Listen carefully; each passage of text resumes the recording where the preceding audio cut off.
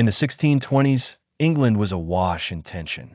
Charles I ascended the throne in 1625 amidst a chorus of discontent. Known for his belief in the divine right of kings, Charles's autocratic approach ruffled Parliament's feathers. Charles's marriage to a French Catholic princess brewed suspicion among his Protestant subjects, intensifying fears of Catholic influence over English affairs. The seeds of conflict were being slowly but surely sown. Charles's reign marked an era marred by financial woes. His insistence on raising taxes without Parliament's consent became a flashpoint. This disregard for parliamentary authority and subsequent fiscal irresponsibility eroded trust and spurred a simmering resentment in Parliament, laying a bedrock for future confrontations. In 1628, Parliament presented Charles with the Petition of Right, demanding an end to non-parliamentary taxation, arbitrary imprisonment, and martial law. Charles initially agreed, but his continued infringement of these rights unveiled his true intentions. The Petition of Right became a rallying point, crystallizing the debate over sovereign power and legislative authority in England. From 1629 to 1640, Charles ruled without Parliament. This act of defiance triggered deep divisions. The period, known as the Personal Rule, witnessed Charles's controversial policies, like the imposition of ship money, that intensified public resentment and financial strain across England. Resistance simmered allied with religious dissent, as Puritans faced mounting suppression. In an effort to impose Anglicanism in Scotland, Charles's policies led to the Bishops' Wars. Scottish opposition proved formidable, resulting in defeats that depleted Charles's coffers. Desperately needing funds, Charles was forced to summon Parliament in 1640, a move that reignited deep-rooted tensions between the Crown and legislative body. When Charles convened Parliament in 1640, he faced a determined group ready to curb his power. This session, later known as the Long Parliament, initiated severe restrictions on royal authority and legislative reforms. Events quickly spiraled, with the execution of Charles's advisor, Thomas Wentworth, as a prominent reminder of Parliament's newfound assertiveness.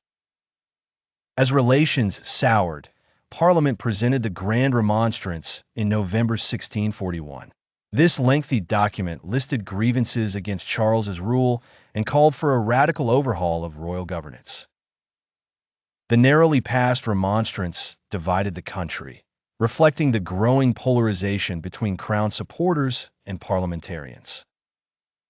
In a notorious move, Charles attempted to arrest 5 key members of Parliament in January 1642.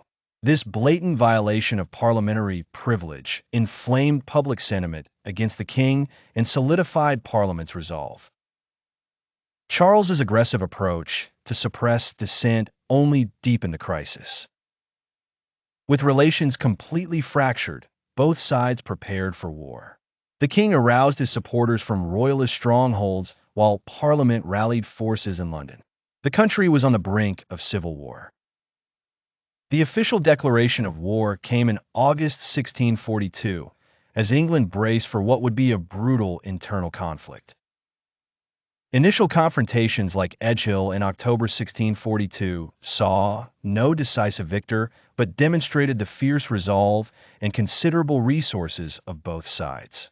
The war was to be long and arduous, with loyalties divided not just among armies, but in families and towns throughout England.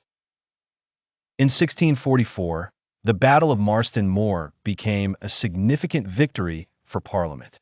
This engagement shifted the momentum as Parliament, aided by the Scots, routed royalist forces. It underscored the evolving strategies and growing might of the parliamentary forces, marking a turning point in the war. Amidst the chaos emerged Oliver Cromwell, a leader of remarkable military acumen. His new model army introduced innovative strategies, instilling discipline and effectiveness. Cromwell's leadership turned tides in favor of Parliament. His influence grew beyond the battlefield, embodying the intersection of military prowess and political vision. The decisive clash at Naseby in June 1645 was a critical blow to the Royalist cause. Cromwell's new model army demolished the king's forces, effectively sealing the fate of Royalist aspirations. This battle underscored the supremacy of Parliament's military reforms and indicated a turning point in the Civil War. Despite military successes, Parliament faced internal discord. Radical demands from various factions and the emergence of levelers advocating for more egalitarian reforms posed new challenges. The war may have been progressing in Parliament's favor, but unity remained elusive. After a series of tactical errors, Charles was eventually captured in 1646. His capture did not immediately end the war, but left the Royalists without their pivotal leader and plunged them into disarray, leading to a series of negotiation attempts. During his captivity, Charles engaged in numerous negotiations with Parliament to regain his throne with limited powers. His intransigence and continued clandestine dealings with French and Scottish forces complicated peace efforts and sustained the climate of distrust. In 1648, frustrations at failed negotiations sparked the Second English Civil War. Charles's attempt to exploit divisions incited renewed fighting. However, parliamentary forces quickly quashed Royalist uprisings, reaffirming their dominant position. Under intense pressure, in December 1648, the new model army executed Pride's Purge, forcibly removing those members of Parliament who were likely to side with the king. This led to the Rump Parliament, a body more amenable to taking drastic actions against the monarch. With military backing, the Rump Parliament put Charles I on trial for high treason in January 1649. The trial was unprecedented, marking the first time an English monarch faced legal proceedings for actions against the people of England. Charles's steadfast refusal to recognize the court's authority became emblematic of his reign's contentious legacy.